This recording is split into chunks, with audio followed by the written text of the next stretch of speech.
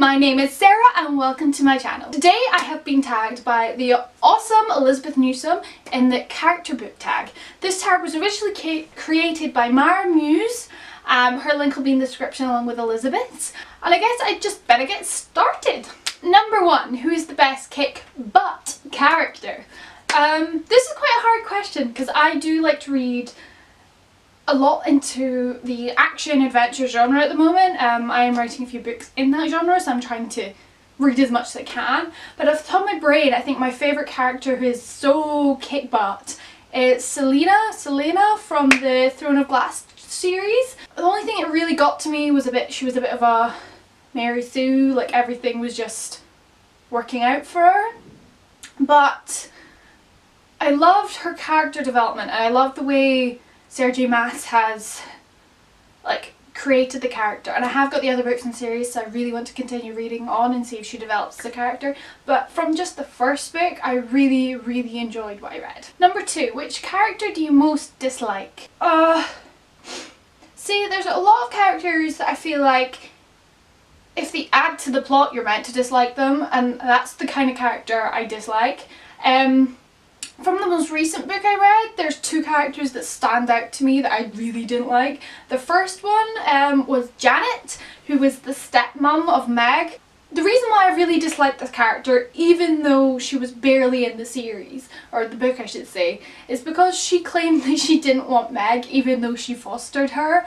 It's one of these things in my mind that I'm like, you should never give a child a home if you're not ready to do that. Give them your full, give them your love, give them your support.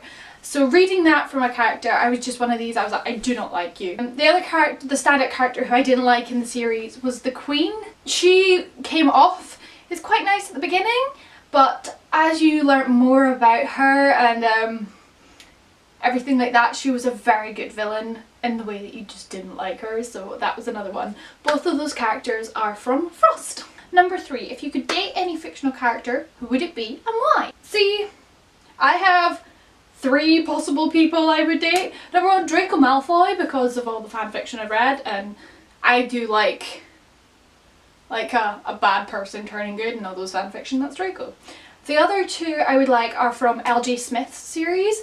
The first one is Stefan Salvatore, the book version. When I first read The Vampire Diaries, my heart went out for him, and I'm a true believer that Elena was meant to be for book Stefan.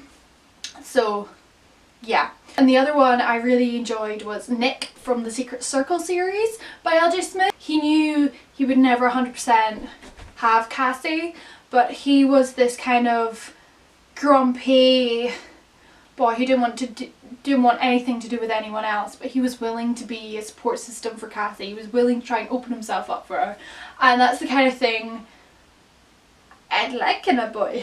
Plus he sounded very handsome, so my camera just died and I don't know what question it cut out on, so I'm gonna go from question 4 because I hope I've got 3 questions in. Number 4, if you could change any character in any way, what would it be? So I would choose Ash from the Night World series.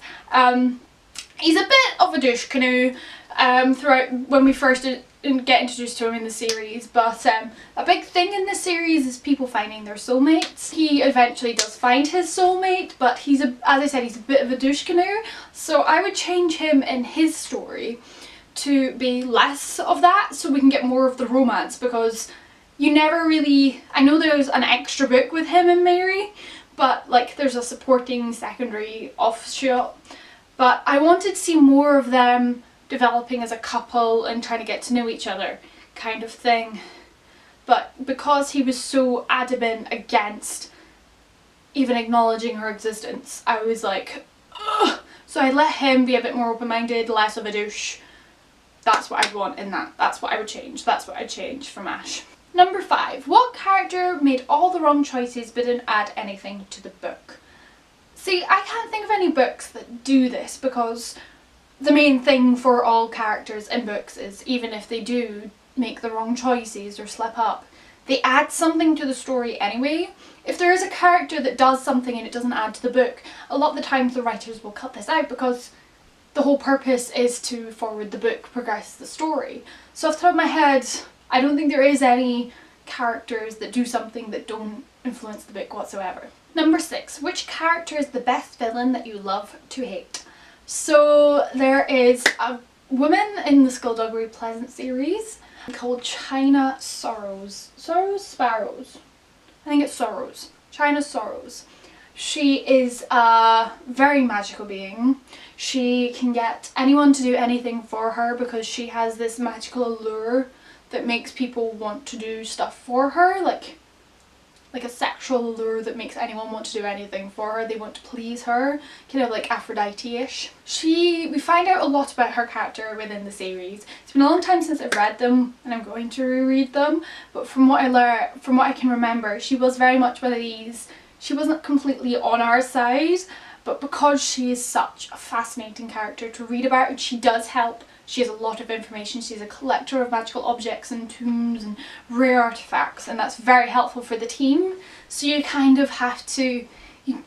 of love to hate her because yes, she isn't 100% on our side, but she has a lot of information that's very helpful.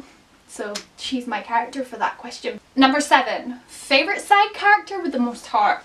Now this isn't going to come to a surprise for Elizabeth whatsoever because my favourite character was Charlotte. My favourite side character is Charlotte from the Frost series because she is the ultimate best friend. She was happy to give up her love life to help Megan. She went to the Ice Cube Castle. She was just this little ray of sunshine in a world of stress, and she was amazing because of it. So I choose Charlotte from the Frost series. Number 8. What is your favourite fictional romantic relationship? See, I think my favourite romance that I've read recently is the Libby and Andrew from this season in the Debutante series. Especially the season when they're both kind of getting to grips with each other. And they're both kind of learning about each other, and I think Andrew is just so used to this one kind of girl that Libby is such a breath of fresh air. And Andrew does balance Libby out a lot as well because he's kind of the calm to her madness, and she's kind of this honest, real girl who's not trying to suck up to Andrew. And I think they both work really, really well, and their romance is really, really well written, and I just can't believe there's no more of them. I hope they're mentioned in book 3 because as much as I love Thomas, I want to know more about Libby and Andrew. But yeah, I choose them too from the season and the Debutante. Okay, for me, number 9 and 10 kind of mixed together. Number 9 is what character do you feel was the strongest? Like muscles. And then number 10 was best protagonist. I chose Eve from the Eve Awakening series by Jenna Moreci. The main character Eve is this. She's found herself in a world where she's discriminated by for these powers she has. And she's just a very headstrong character. She's mentally strong, she's physically really strong. We find out she's the strongest of this kind of species whose name I can't remember off the top of my head. And she has to deal with a lot of stuff in the college she ends up going to. There's a lovely romance all the way through the story, but I feel like as a protagonist, she was amazing, and she was very, very strong as a character. Like, she had so much she had to overcome, and physically she was really strong as well, which was helpful when you're battling aliens. So yeah, that's what I'm going to say. Number 11 is who do I tag? I have 4 people. That's a 5. That's a high five. I just gave myself a high five. I have 4 people I'd like to tag: Starry Night Reader, Pages and Prose, Riley's Life, and Haley Radiant. These are 4 amazing YouTubers you should all go check out. Their links will be in the description, along with all the books I mentioned, as well as Elizabeth, who tagged me, and Mara, who created this tag. That is a lot of links in the description, I will give you that. Let's hope I remember to put them all in. If you like this video, please give it a massive thumbs up. If you like videos like these, please subscribe to this channel, and I will see you in my next video. Bye guys! Mwah!